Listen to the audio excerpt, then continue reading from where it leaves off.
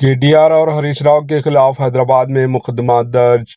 BRS के working president KTR और साबिका रियासती वजीर बीआरएस एमएलए हरीश राव के खिलाफ हैदराबाद के सैबराबाद पुलिस ने केस दर्ज किया है।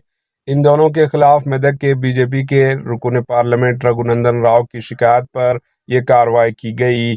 शिकायत में कहा गया था कि सोशल मीडिया पर रियासती वजीर कोंडा सुरेखा के साथ इनकी तस्वीर की ट्रोलिंग की गई। इस सिलसिले में कार्रवाई करने की ख्वाहिश करते हुए दरख्वास्त दाखिल की गई थी।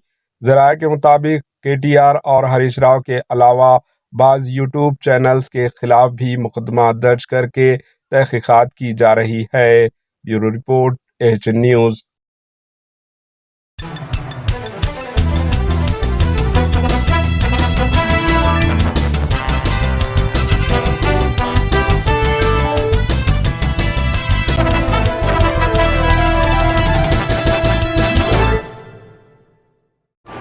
एएचएन न्यूज़ को लाइक करें, शेयर करें और सब्सक्राइब करना ना भूलें।